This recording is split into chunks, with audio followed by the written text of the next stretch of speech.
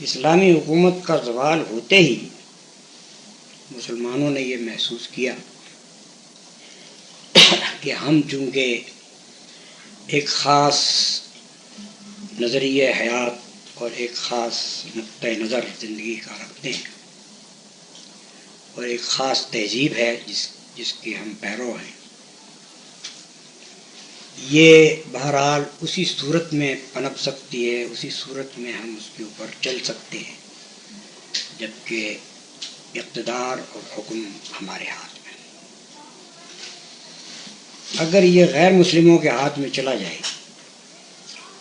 تو ہمارے لیے بحیثیت مسلمان کی کوئی زندگی نہیں ہے، ہم مسلمان کسی زندگی بسر نہیں کر سکتے۔ یہ احساس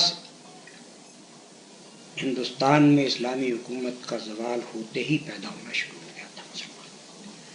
اور اس نے مختلف شکلیں اختیار کی۔ اس نے یہ شکل بھی اختیار کی کہ حضرت سید احمد بریلوی اور شاہ اسماعیل شہید نے ایک جہاد کی جدوجہد کی۔ اس نے یہ شکل بھی اختیار کی کہ دینی تعلیم کے لیے مدارس قائم کیے گئے تاکہ کسی طرح سے مسلمان اپنے دینی کو نہ بھول جائیں، اور یہ نئی تہذیب جو آ رہی ہے اور نئے افکار جو مورد سے درآمد ہو رہے ہیں یہ کہیں مسلمانوں کو بھائی نہ لے جائیں۔ اس کے بعد دوسرا مرحلہ یہ پیدا ہوا کہ انگریزی حکومت نے رفتہ رفتہ یہاں اس طرز کی جمہوریت کو فروغ دینا شروع کیا جس طرز جمہوریت سے وہ خود اپنے ملک میں واقف تھے۔ ان کے ہاں تصور یہ تھا کہ انگلینڈ کے باشندے ایک قوم ہیں، اگرچہ نہ تھے لیکن ایک قوم بن چکے تھے، اور ان کے اندر اکثریت کی حکومت کا اصول چل سکتا، اسی کو انہوں نے یہاں رائج کرنا چاہا، اسی مفروضے پر کہ ہندوستان کے باشندے ایک قوم ہیں اور ان کے اندر بھی اکثریت کی حکومت کا اصول چل سکتا۔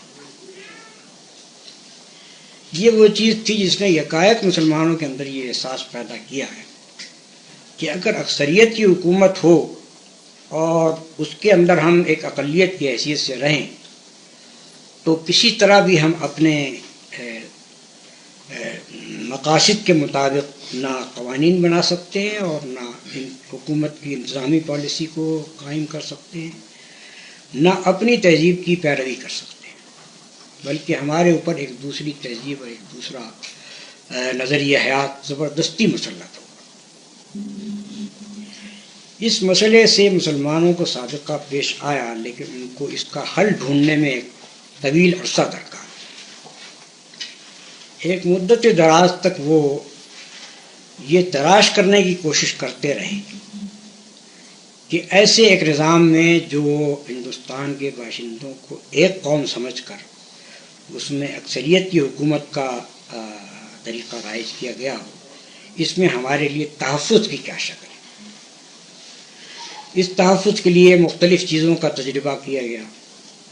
اسی کے لیے جزاگانہ انتخاب کا مطالبہ کیا گیا، اسی طرح اسی کے لیے لکھنؤ پیکٹ کیا گیا، اور مختلف تجاویز وقتاً فوقتاً آتی رہی۔ لیکن رفتہ رفتہ مسلمانوں کو یہ معلوم ہو گیا کہ اس طرح کے نظام میں کوئی آئینی تحفظ ان کے کام نہیں آ سکتا۔ خاص طور پر اس کو انہوں نے اس وقت محسوس کیا جب سن 1937 میں ہندوستان کے متعدد بڑے بڑے صوبوں کے اندر کانگریس کی حکومت آئی۔ اس وقت ان کو براہ راست یہ تجربہ حاصل ہوا کہ اکثریت کو حکومت حاصل ہونا اور اقلیت کی حیثیت سے مسلمانوں کا اس کے ماتحت ہونا یہ ایک ایسی صورتحال پیدا کرتا ہے کہ جو رفتہ رفتہ ان کے وجود کو ہی تحلیل کر دے گا اور ان کا تشخص ہی ختم کر دے گا۔ اس سوال سے سابقہ پیش آنے کے بعد انہوں نے اور طریقے سے سوچنا شروع کیا کہ یہ حل اس کا نہیں۔